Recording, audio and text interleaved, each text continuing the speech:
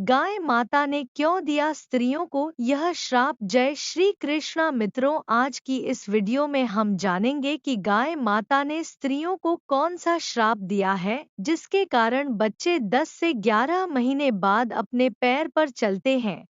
तो मित्रों, कथा को आरंभ करने से पहले आप सबको बता दें कि कथा को आप पूरा ध्यान पूर्वक सुनना, तभी आपको समझ आएगी। क्यों कुछ महाज्ञानी बताते हैं आधा अधूरा ज्ञान मनुष्य को समझ नहीं आता। तो मित्रों, कथा में आप अंत तक बने रहना और मेरे चैनल लक्ष्मी भक्त अंशिका श्री को सब्सक्राइब जरूर कर लेना आप सब। तो एक समय की बात है, द्वापर युग में भगवान श्री कृष्ण राधा रानी जी के साथ गोकुल धाम में नदी के तट पर बैठे हुए थे। तभी वहां पर नारद मुनि जी आ जाते हैं और भगवान श्री कृष्ण जी को शीश झुकाकर प्रणाम करते हैं।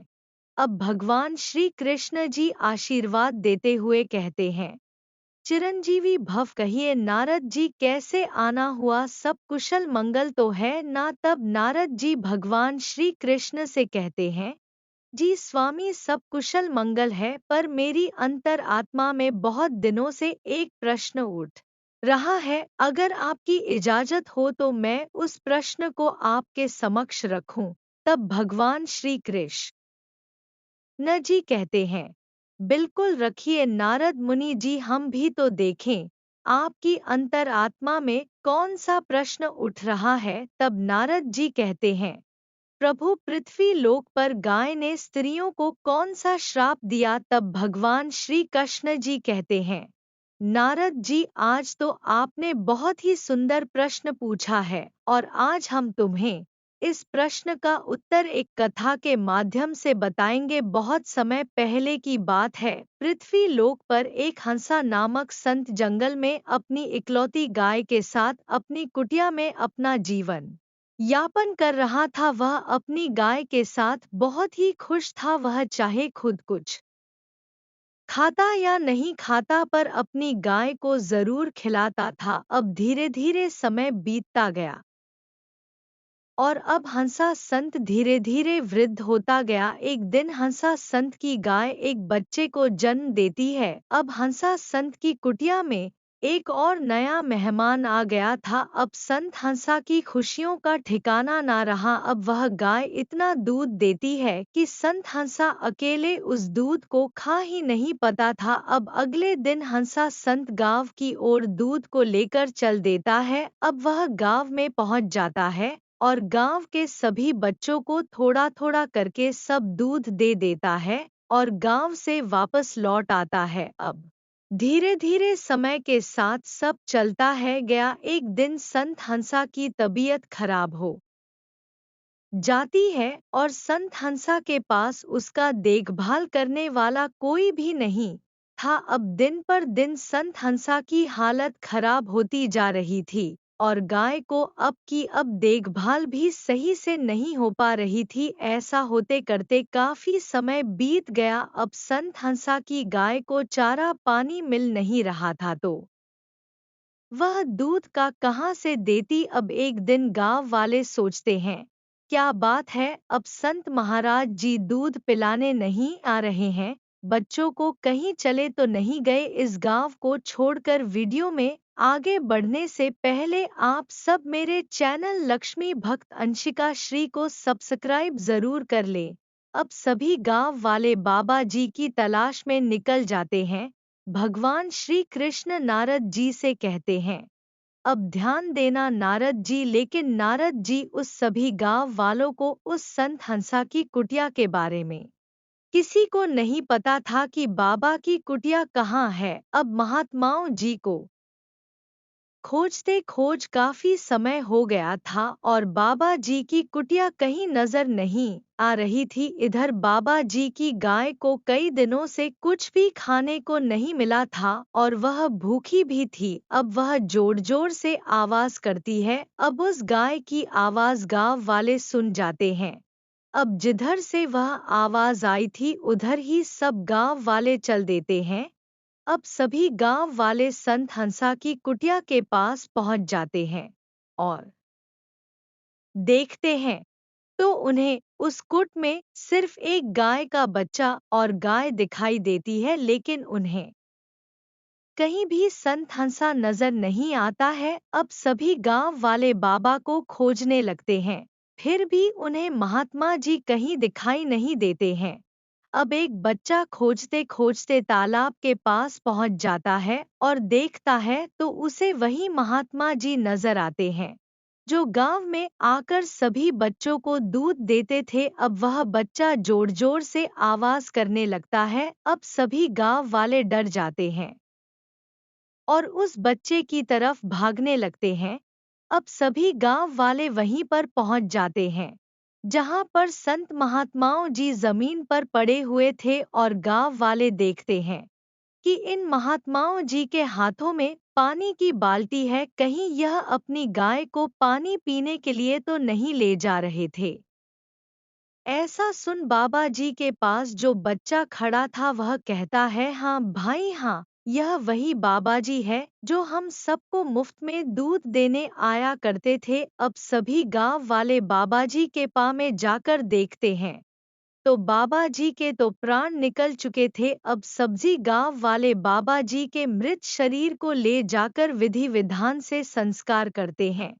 अब कुछ समय बाद गाय को एक सबसे गरीब व्यक्ति को दे दिया जाता है। अब वह गरीब आदमी उसी गाय के दूध को बेचकर अपने के सभी सदस्यों का भरण पोषण करता है। अब समय बीतता गया और समय के साथ साथ उस गरीब व्यक्ति के हाव भाव भी बदलते गए थे।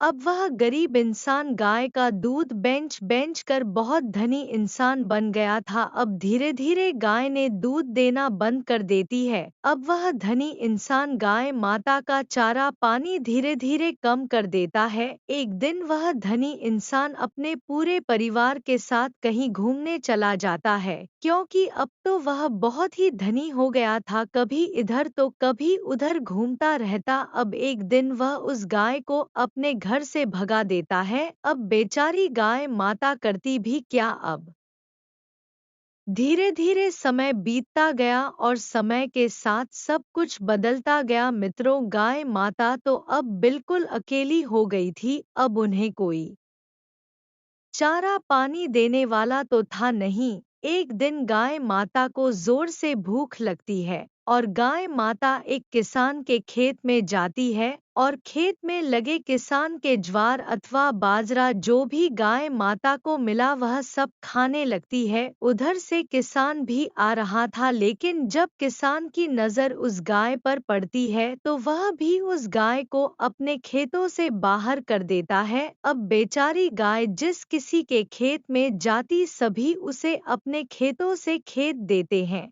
अब गाय उस गांव से चली जाती है और जाकर दूसरे गांव में इधर उधर भटक रही थी।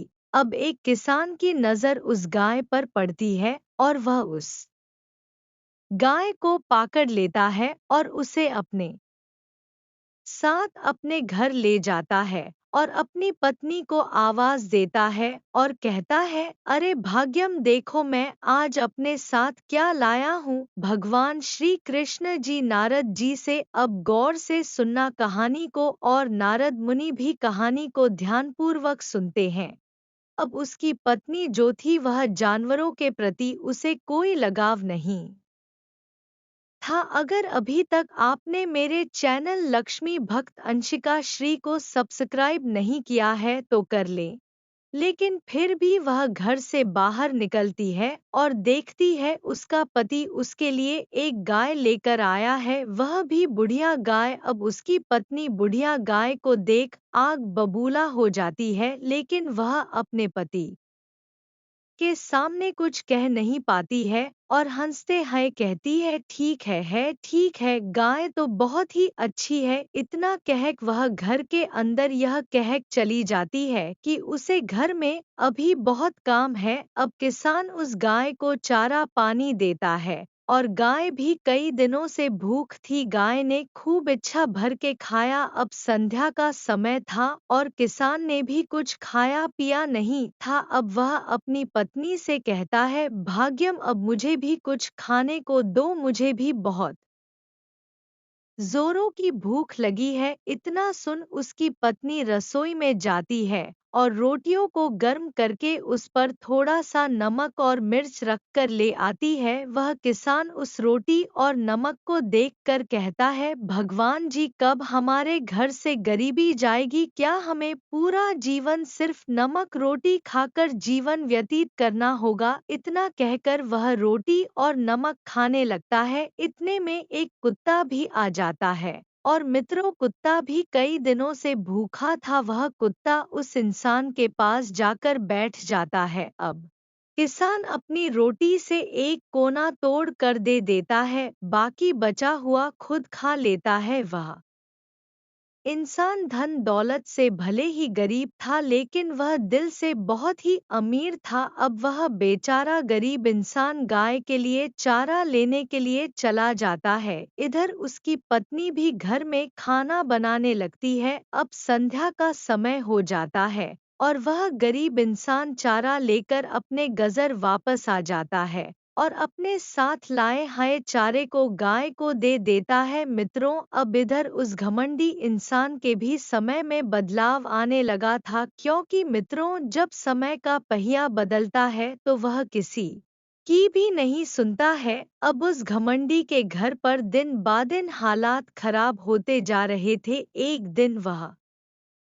घमंडी इंसान अपने घर पर यह चर्चा करता है कि अगर हम उस गाय को घर से बाहर ना करते तो शायद आज हमारे पास धन दौलत का भंडार होता। अब धीरे धीरे उनकी स्थिति खराब होती जा रही थी। एक दिन ऐसा आया कि वह सब एक एक दाने के लिए तरसने लगे। अब इधर उस गरीब इंसान की तबीयत खराब हो जाती है और वह गाय के लिए खाने को चारा भूसा नहीं ला पाता और उसकी पत्नी तो पहले से ही नाखुश थी उस गाय से। अब एक दिन उस गरीब इंसान की मृत्यु हो जाती है। अब गाय को देखने वाला कोई भी नहीं बचता है। अब उसकी पत्नी उस गाय को रस्सी से खोल देती है। अब बेचारी गाय इधर-उधर भटक रही थी। एक दिन वह अपने पेट का भरण पोषण करने के लिए एक विशाल जंगल में जाती है, लेकिन उसे वहां भी कुछ खाने को नहीं मिलता है। अब वह बेचारी गाय करती भी क्या करती। अब धीरे धीरे संध्या का समय हो रहा था और गाय भी चलते चलते बहुत थक जाती है। अब वह एक वृक्ष के नीचे बैठ जाती है। अब जब सुबह होती है तो गाय फिर आगे की ओर चल देती है। चलते चलते वह एक बाबा की कुटिया के पास पहुंचती है, लेकिन उस कुटिया में उसे कोई भी दिखाई नहीं देता है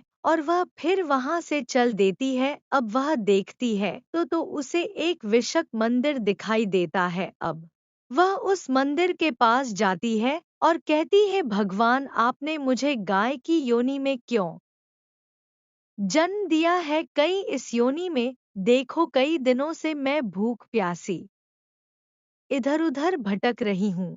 अब ऐसा कहकर वह वहीं पर बैठ जाती है, क्योंकि उसके पेट में तो प्रसव था, इसीलिए वह ज्यादा कहीं भी खड़ी नहीं रह पाती थी। अब थोड़ी देर बाद जब वह खड़ी होती है तो एक स्त्री की नजर उस गाय पर पड़ती है और वह स्त्री गाय को देखकर सोचने लगती है कि अगर मैंने इस गाय को पकड़ लिया तो कुछ ही दिनों बाद यह बच्चे को भी दे देगी और फिर हम इसका दूध निकाल कर बेचेंगे। ऐसा सोचते सोचते वह जल्दी से जाती है और अपने पति को कहती है, जल्दी चलो जी, जंगल में मंदिर के पास एक गाय आई हुई है और उसके साथ कोई भी नहीं है और उसके पेट में प्रसव भी है। कुछ दिन बाद वह प्रसव को जब जन्म देगी तब हमें डबल फायदा होगा। अब भगवान श्री कृष्ण नारद जी से कहते हैं, देखा नारद जी, स्त्रियां कितनी चालाक होती हैं।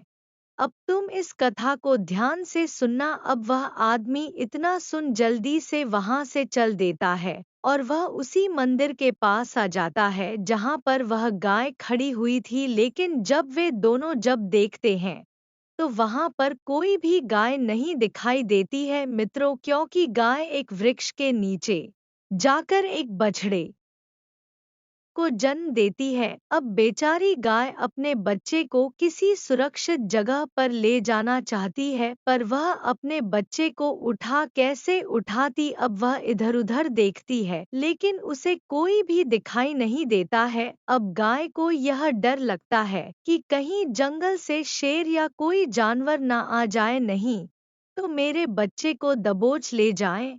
अब उस गाय को कुछ समझ नहीं आ रहा था और संध्या भी हो गई थी। अब वह भी अपने बच्चे के पास बैठ जाती है। जब वह सुबह उठती है तो फिर से इधर-उधर देखती है, लेकिन उसे अब की बार एक स्त्री आती हुई दिखाई देती है। जब वह स्त्री उस गाय के पास पहुंचती है और देखती है तो उसके मन में लालच आ जाती है। अब वह स्त्री अपने में सोचती है, क्यों ना इसे हम अपने घर उठा ले जाएं, फिर इसका दूध भी बेचेंगे और फिर हम पैसे भी कमा लेंगे। अब वह स्त्री गाय से कहती है, क्या मैं आपके बच्चे को ले सकती हूँ और साथ में आप भी चल सकती हो मेरे घर। लेकिन मित्रों, गाय ने एक बार एक गरीब इंसान की मदद की थी तो उसने उसका यह हाल किया। अगर अब की बार इसकी मदद करती तो यह वैसा ही करती। अब गाय ने उस स्त्री के साथ जाने से मना कर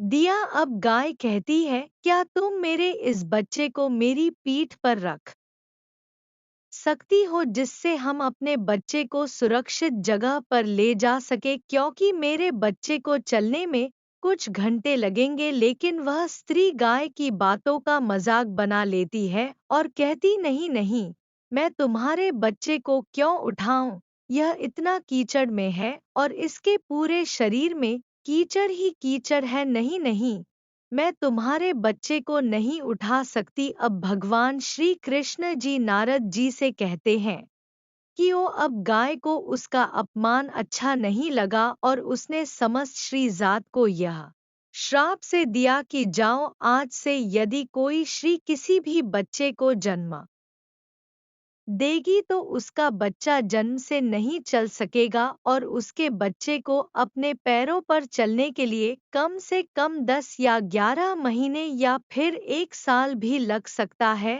तब समस्त स्त्री जब भी किसी बच्चे को जन्म देती है तो उसके बच्चे को अपने पैरों पर चलने में काफी समय लग जाता है, क्योंकि मित्रों, सतयुग में महर्षि वेदव्यास जन्म के कुछ समय पश्चात ही चलने लगे थे। भगवान श्री कृष्ण जी कहते हैं, इंसान को कभी भी किसी का अपमान नहीं करना चाहिए, क्योंकि पृथ्वी लोक पर गाय को सबसे सर्वश्रेष्ठ माना गया। पृथ्वी लोक पर एक की गलती की वजह से समस्त री को यह श्राप भोगना पड़ रहा है। तो मित्रों, यह कथा आपको कैसी लगी, आप हमें कमेंट करके ज़रूर बताना और लक्ष्मी भक्त अंशिका श्री चैनल को सब्सक्राइब ज़रूर कर लेना।